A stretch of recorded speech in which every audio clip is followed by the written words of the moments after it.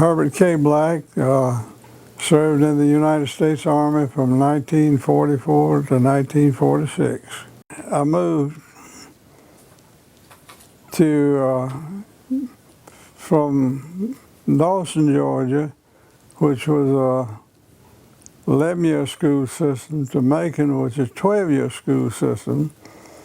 I was in Dawson when the war started in 1941, and was running a grocery store then. My dad was, and he lost all of his help. I had 4 older brothers, and they were drafted or went into the Seabees or something. They helped build the Air Force base in Albany and stuff like that. So I went to school in Macon at Lanier High for a couple of years till I got to be 18 years old. And when that school year ended, the draft board came and got me.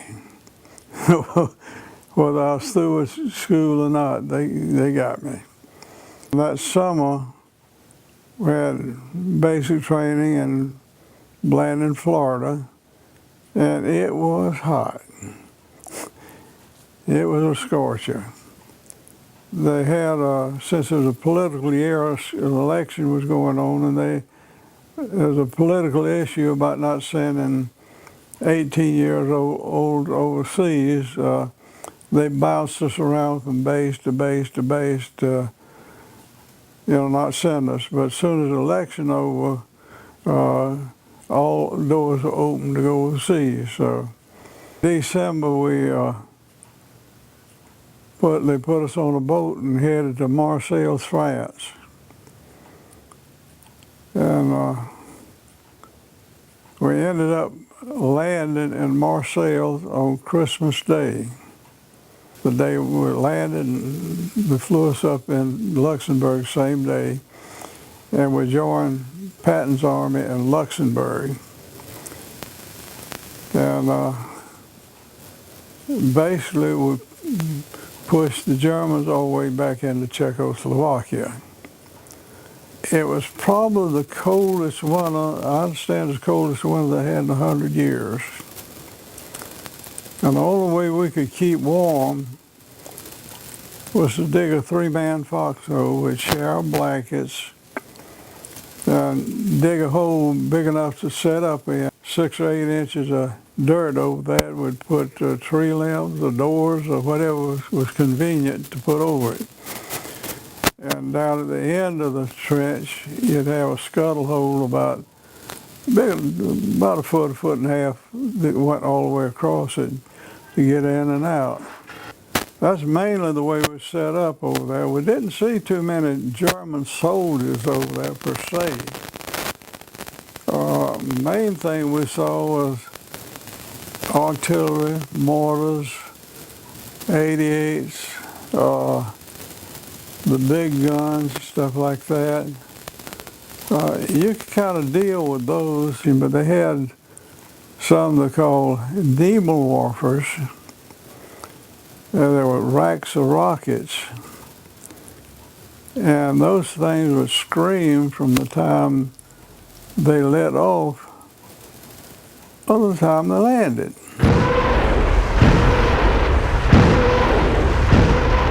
It made your hair stand up on the back of your head there. You felt like you were wet in your britches, and you better had a hold of the ground. Anybody that says they wasn't scared was lying through their teeth. Because those things would squeal and holler all the way down, and they'd churn up a piece of ground like you wouldn't believe. The main thing we was doing is was moving kind of fast under Patton. So we'd pick up and move, pick up and move, pick up and move, and they'd place us at positions where they wanted to stop anything. We wouldn't be with the regular troops much, we'd kind of be out by ourselves, but it would be at a strategic point that we could stop stuff from coming that way. So that's basically kind of what it was, and it was just mainly pick up, move, and like I said, we didn't see many Germans. I know one night there at the end of the war over in Czechoslovakia, I had fired at some Germans in some woods that day, and I don't think I hit them. I think I scared them, but I don't think I hit them. But our section sergeant decided, well, maybe we need to clean the gun, because we didn't fire that thing very much. So he had us tear it down and clean it out, but the nut dumped our antifreeze. You had to have antifreeze in water-cooled machine guns, otherwise it would freeze up. So he dumped the antifreeze and put water back in it, which is in the spring, so, and it turned cold as witches, you know what, that night. And it froze the gun up. And those old water-cooled machine guns, the only safety on it you had is you didn't load it. If you cranked one and put it in the chamber, that mother was ready to go. And that night, I'd been off the gun about 10 minutes, I guess. And I heard a ruckus out there, and guy came running in the door. He couldn't get the gun to fire because it froze up. And we're lucky we had a couple of BAR men out there. Some Germans had moved in with rockets, and BAR man got him, and he fell back with his rocket. The thing went off, and a couple of them went in the roof, opened up about a 6-foot, 8-foot hole in the roof. At the end of the war, they would come in with their hands up, no rifle, anything, just walking down the road, and we'd send them on back. I said, come on, go on back. So it's obvious they'd given up, so come on back. So it was fun. But that weather was something else. We lived mainly off of K rations and C rations the whole time. And man, it was something to ever get a meal from the kitchen, a warm meal. Man, you're living high. But out on the front there, you just didn't get them. I never seen the guy. I was just in his army, 3rd Army, 5th Division. As the Army would move, we would move. That's the main thing. We'd push the Germans back and they'd move back. They might try to come back, but it's too much for them. And they didn't have the gasoline to support any kind of movement. It was stupid what Hitler did, try to do what he did, because he didn't have the resources to do it. But, you know, a lot of folks like that are dumb. What's an R&R?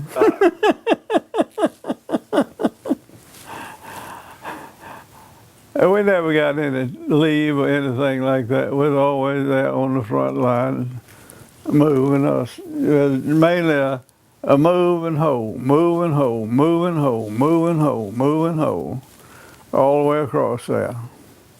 Came in with enough force to just start pushing. And Patton Well, you know what they did to Patton going into Paris? They cut his damn gasoline off. He was moving about 75 miles a day, and the hierarchy didn't like that because they wanted de Gaulle to take Paris. You let any bugger that takes something take it. I don't care who he is. You let them take it. As long as they're on your side, you sit back and you clap your hands that they took it. They hooray, my buddy took it.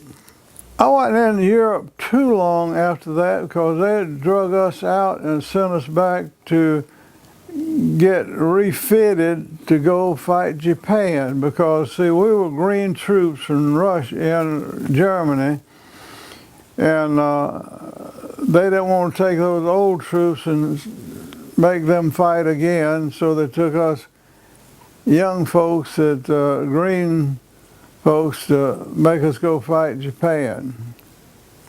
They thought that'd be more fair to make us go than to make the old folks go. And they stayed over there in Europe a long time, where I was back home 6 months. I was in Macon, Georgia when the bomb dropped.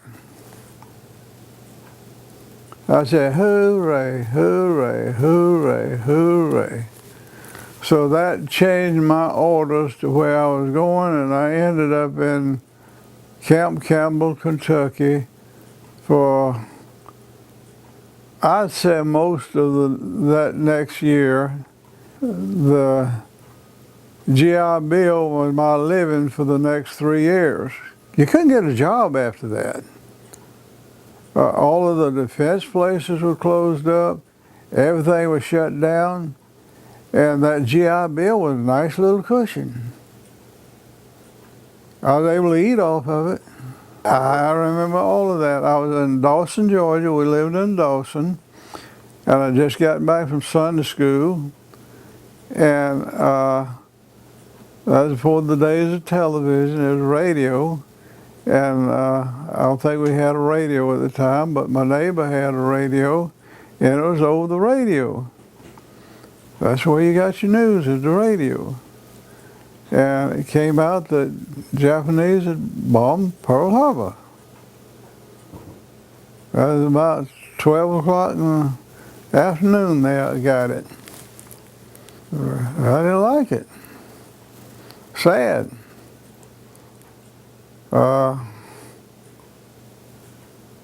I wasn't worried, but I was sad. I figured we could handle them. I didn't like what they did, the way they did it. I thought there was a bunch of scumballs for doing it that way. You know, sneaking in there and blowing the place up. I think we gave them what they deserved by coming in later and using, you know, atomic bombs on them later on to shut it down. No, I didn't want to go because that's crazy folks. You're trying to fight crazy folks, they don't mind dying. You know, how do you deal with crazy folks that don't mind dying? Yeah, that's tough. At least Germans are scared of dying. The Japanese, they don't mind dying. Dying for the emperor. Well, you're folks trying to kill me, and I was trying to stay alive. But, you know, I had a arrangement with the manufacturer, so I wasn't worried. You make a bond with those sort of friends, and when you're in a foxhole, you get real close. So, but I know in our platoon, our whole platoon was real close. Over the years, it just kind of went, and because all of them died off now, so I thought of one little thing that might be of interest. We had to go through and take Frankfurt. That's the biggest thing we took was Frankfurt. Most of it was out in the woods, taking little small communities and stuff like that. And the Rhine goes through Frankfurt. And they had a bridge. It was a concrete bridge going across the river there. And we had to run across that bridge to get across. And the buildings in Frankfurt kind of remind me of the buildings in downtown Cherry Street in Macon. And, like 3, 4, 5-story buildings. And we'd go in and we'd take over one of the buildings and kind of move down the street or something. But main thing is just mainly moving on. There might have been a parade in Macon when they dropped the bomb or something. I think there's some folks turned loose a little joy to hear that thing go off, I get really excited about that stuff. I went because I had to go. And I'm glad as hell to get out. Only thing they had I wanted in the Army was a discharge. And I got it. Well, it means something, the fact that they're recognizing what the guys went over there and busted their butt to do. It wasn't easy. I froze mine off over there.